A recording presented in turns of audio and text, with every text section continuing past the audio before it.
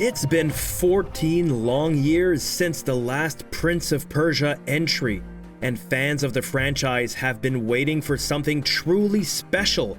But now, Prince of Persia: The Lost Crown has arrived, and it's not just a return to form, it's a reimagining of the iconic series that helped shape modern platformers. The original Prince of Persia in 1989 was groundbreaking, offering fluid animation and tight platforming mechanics that were revolutionary for its time.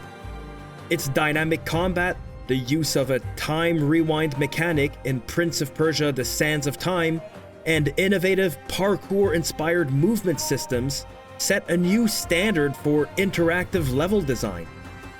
What made Prince of Persia stand out then, its fluid reactive movement, immersive environments, and combination of platforming with storytelling, seemed nearly impossible to replicate.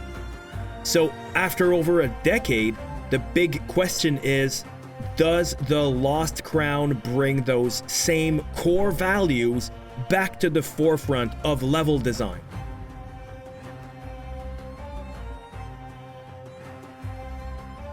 Does it capture the heart of the original while innovating for the modern age?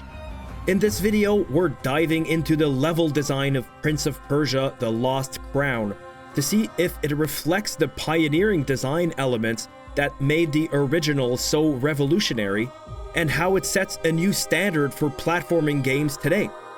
Now, before we get into it, I'm a relatively new channel, so I'm always experimenting with different formats to deliver intelligent game design content.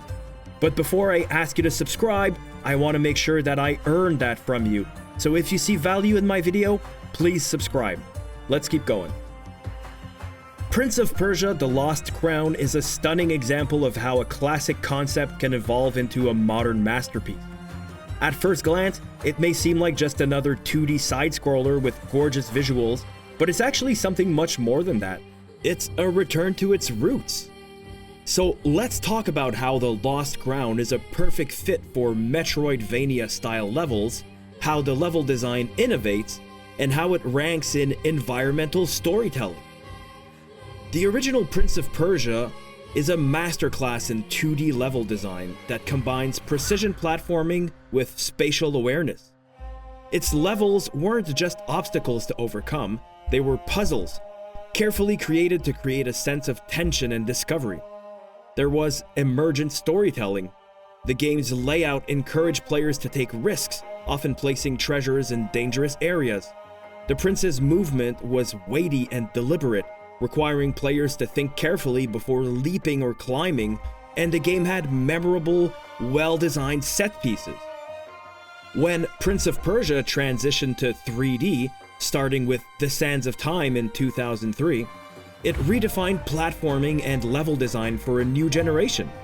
Ubisoft took the essence of the original game and expanded it into something that felt grander and more immersive, while introducing groundbreaking mechanics like the rewind mechanic and environmental puzzles in The Sands of Time, or the more cinematic grandeur of The Forgotten Sands.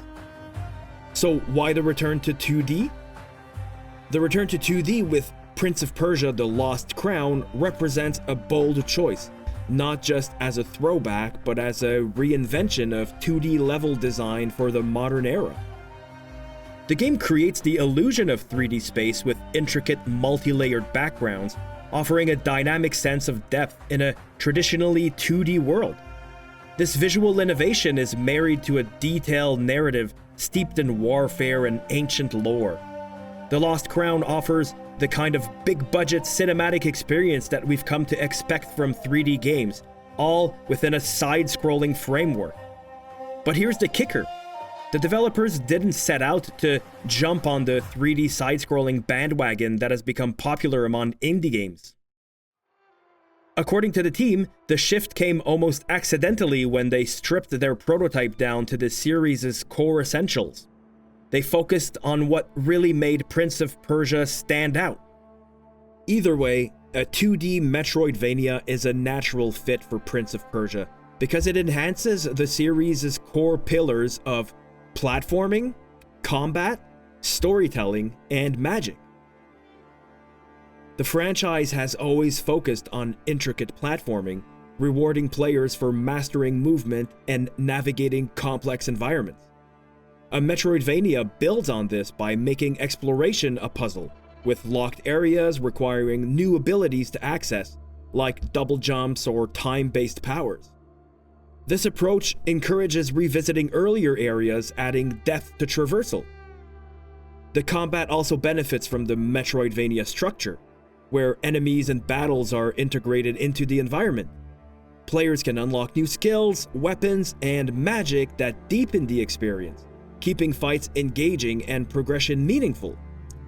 Meanwhile, storytelling flourishes through the genre's non-linear exploration, allowing players to uncover the narrative and lore piece by piece while exploring a sprawling, interconnected world. Lastly, Prince of Persia's iconic magic, like reversing time or freezing water, translates perfectly into a Metroidvania, offering creative tools for both exploration and combat. Together, these elements amplify what makes the series great while evolving it for a modern audience.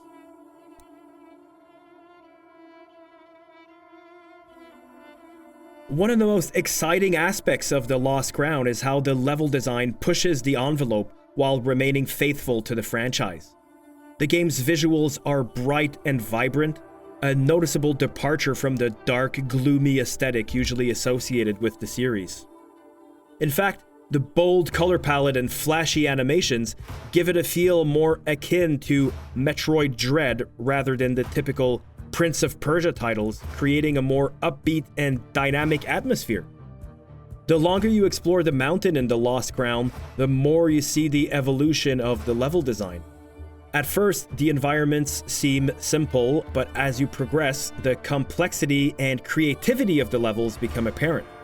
They don't just get bigger, they get smarter, offering ever-changing challenges that keep the players hooked. One of the game's standout features is the memory shards system. In a game with sprawling, interconnected levels like this, it's easy to get lost. The memory shards allow players to take in game snapshots of memorable spots, creating markers to remember important locations or paths. This quality of life improvement brings an extra layer of accessibility to the game, ensuring that even if you're a newcomer to the genre, you won't lose track of your progress. Another brilliant aspect of the level design is the keyframe-based gameplay animations. This technology gives the movement of characters and enemies an organic, fluid feel rarely seen in side-scrolling games, letting the animations blend seamlessly with the action. You can feel the impact of each leap, each fight with precision, bringing a new level of realism to the 2D world. On the technical side, the developers used Houdini in Unity to create dynamic and interactive levels. By utilizing gray boxing, the team was able to prototype quickly and make rapid adjustments to test out new mechanics and level designs. This allowed for a high degree of experimentation while maintaining the core gameplay elements that fans love, like deadly traps and platforming challenges, all while enhancing the visual complexity of the game.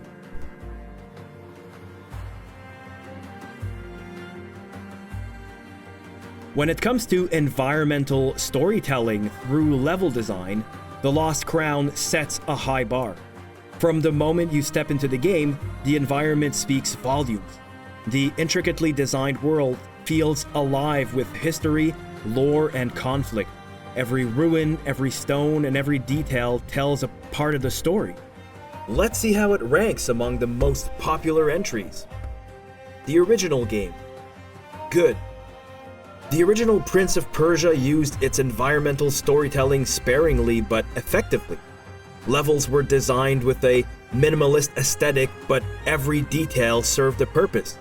Traps like spikes, crumbling floors, and swinging blades not only challenged players but also hinted at the deadly and oppressive atmosphere of the palace. The game's visual simplicity meant storytelling was more mechanical, with progression marked by new, harder obstacles. It was good for its time, but lacked the deeper narrative layers we see in later titles.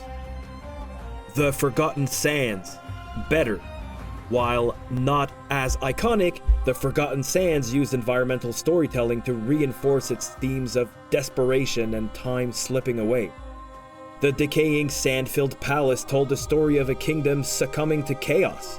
The way rooms transformed when time was rewound or slowed added a dynamic layer, subtly showcasing the power and fragility of time itself.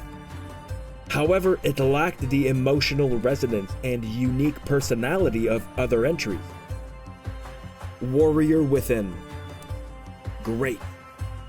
Warrior Within dialed up the stakes with its dark, oppressive environments designed to reflect the prince's inner turmoil. The island fortress exuded danger and mystery with crumbling ruins, deadly traps, and labyrinth passages, conveying a sense of being hunted. The shifting timelines added complexity, as you could see how the environment decayed or thrived depending on the timeline. The gritty aesthetic and heavier tone worked well, though it sometimes felt overwhelming and a bit one note. The Lost Crown. Even better. The Lost Crown elevates environmental storytelling by blending its 2.5D Metroidvania structure with lush, dynamic environments that feel alive. Every area is packed with visual storytelling, from ancient ruins whispering of forgotten battles to magical landscapes that subtly hint at the world's lore and the prince's place in it. The interwoven layers of its world design mirror the narrative's depth, creating a space that feels connected and intentional. It's a bold return to the franchise's roots, while innovating with modern touches. Sands of Time. The best. Sands of Time remains the gold standard for environmental storytelling in the series. The sprawling palace was not only a physical space to explore, but also a narrative device. The crumbling architecture, lavish details, and deadly traps illustrated a once glorious kingdom brought low by hubris and magic gone awry. The seamless integration of the prince's voiceover added a reflective, storybook feel, connecting you emotionally to the world as well. Time mechanics like rewinding and freezing added further depth, making the palace feel alive and reactive. Its ability to blend gameplay, story, and setting into a cohesive experience is unmatched. So that's it, but obviously fans of the Metroidvania genre will definitely rank The Lost Crown as their favorite. The Lost Crown is a masterclass in modernizing a classic formula while introducing innovative level design. The bright, vibrant visuals, the clever use of dynamic elements like memory shards, and the rapid iteration of level prototypes all combine to create a deeply engaging experience. And when it comes to environmental storytelling, the game excels by allowing the world itself to tell the story, immersing the player in a rich, lore-filled universe without overwhelming them with exposition. In the end, The Lost Crown shows how a well-designed level can not only challenge players, but also immerse them in a world that feels as alive as the characters that inhabit it. It's a perfect example of how modern tools and techniques can elevate a franchise while staying true to its roots. If you like this type of content, don't forget to like and subscribe, and I'll see you in the next one.